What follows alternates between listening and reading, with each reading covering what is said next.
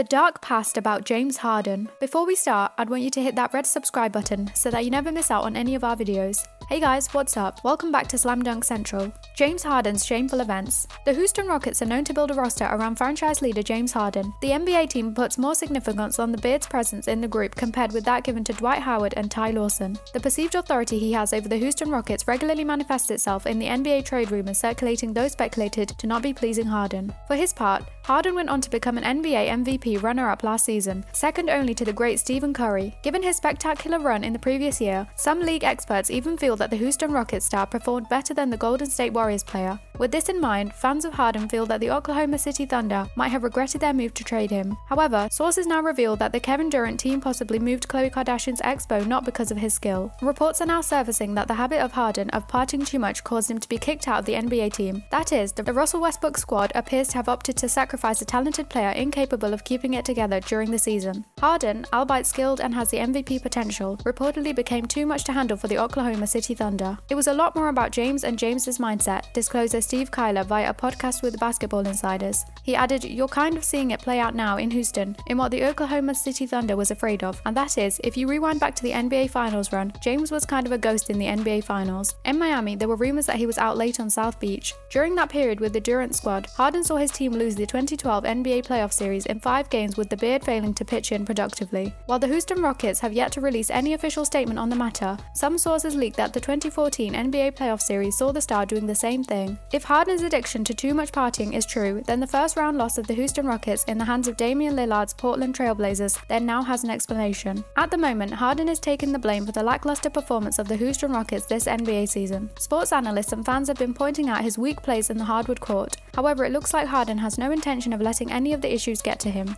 It comes with it, shared Harden, of the blame he gets when the Houston Rockets lose, according to the Houston Chronicle. He added, "When things are going really well, I don't get too high. When things are not going well, I don't get too low. You're going to get criticized. I don't pay attention. You're going to have haters and people that love you. If it bothered me, it would take away from what I need to be focused on."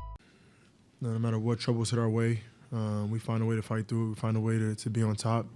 Tonight we came up a little short, but one of his most embarrassing games. In a double overtime game in which 268 points were scored, it was a dunk that was wrongfully disallowed that made the biggest difference. James Harden scored one of those "what did I just see" 2-pointers in the fourth quarter Tuesday night, and officials quickly wave off the basket, determining that the ball had ricocheted back up above the rim after he threw down a dunk. A few years ago.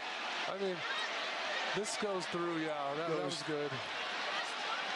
However, replay showed that it did travel through the net and should have been counted. Harden's Houston Rockets went on to lose 135-133 to the Spurs in San Antonio, and according to ESPN, the team hopes the NBA will either award the win to Houston, which outscored the Spurs in regulation, or restart the game with 7:50 left at a later date. "The ball went in," Harden said. Replays backed him, and James Capers, the officiating crew chief, admitted that the basket should have counted. "The ball appears to us to pop back through the net. When that happens, that is basket interference. To have a successful field goal, it must be clear in the net," he told the pool reporter. "We have since come in here and looked at the play. He dunked it so hard that the net carried it back over the rim a second time. So in fact it did clear the net and should have been a successful field goal." The NBA may well determine that the remedy was right there in real time for coach Mike D'Antonio, who had 30 seconds in which to seek a review of the play and did not do so. "It is a reviewable matter," Capers continued, "but you have a window of 30 seconds to challenge the play during that timeout that he had, and while they were protesting the call, trying to get clarification of it, that window passed, so therefore it elapsed and they were not able to do it." D'Antonio had a little different version of the chaotic moments after the dunk as he met with reporters before Capers' comments were given to him. "I heard they said the ball hit James and went back through it, so it was a goaltend on James. I challenged that and I didn't get a response," he said. "Then another guy said it wasn't a goaltend, it was out of bounds on us. And I said, well, I challenged that. Can't do that. You know, I don't know, to answer your question. I've got nothing. I can't tell you." After the controversial call, the Spurs outscored the Rockets 26-13 through the rest of regulation. "I think we lost the focus before Harden's dunk, but obviously that just added to the circumstances," said D'Antonio, whose team had led by 22 in the second half and for double digits 4-18 in the fourth quarter. This is precedent for replaying part of a game, according to ESPN. It most recently occurred on March 8, 2008, when the Miami Heat and Alaska Hawks replayed the final 51.9 seconds of a game the Heat had won 117-111 in overtime 4 months earlier. It was determined that the official scorer incorrectly had ruled that Shaquille O'Neal fouled out with 51.9 seconds left. The teams replayed the final seconds before their next scheduled game. The Spurs and Rockets play again December 16 in Houston. him. Tuesday's game also was notable for Harden's dubious achievement. For the 6th time in a game in which he scored 50 or more points, his team lost. ESPN Stats and Info note only Wilt Chamberlain, 37, Michael Jordan, 8, and Kobe Bryant, 7 have accomplished the feat more often. This brings us to the end of our video. I hope you enjoyed it. Hit like if you did, and don't forget to subscribe to our channel so that you don't miss out on any of our videos in the future. Also, watch the 2 videos that are on your screen because I'm sure you'll love them. With that, I'll see you in the next video.